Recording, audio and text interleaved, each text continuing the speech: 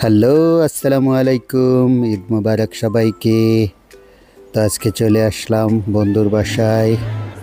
প্রথমেই বন্ধু আমাকে ধরিয়ে দিল একটি 2 কেজি ওজনের হাড্ডিসহ মাংস।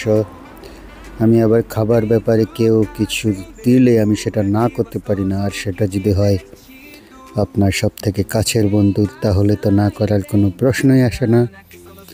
তো খেতে খুবই সুস্বাদু ছিল মাংসটা, আসলে ফ্রেশ মাংস স্বাদই আলাদা। আর পোলাওটাও ছিল খুব সুস্বাদু, খেতে দারুণ ছিল।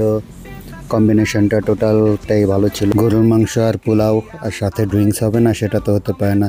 তো আমি একটু লেবুর রস চিপে আবারও খাওয়া শুরু করে দিলাম। খেতে চমৎকার ছিল। ভাবিকে অনেক ধন্যবাদ এত সুন্দর করে রান্না করার জন্য। তো আমার সেকেন্ড রাউন্ড শুরু হয়ে গেল। এখন আর আগের মতো খেতে পারি না, আগে প্রচুর খেতে পারতাম। এখন ম্যাক্সিমাম 2 কেজি মাংস খেতে পারি। তারপর আবারও শুরু করে দিলাম থার্ড রাউন্ড, আরও একটু মাংস। আসলে মাংসের স্বাদটা ছিল সেই রকম, একদম হাত দিয়ে চাপ দিলে মাংসগুলো গলে যেত। খেতে অনেক সুস্বাদু ছিল। তো ধন্যবাদ সবাইকে সাথে থাকার জন্য।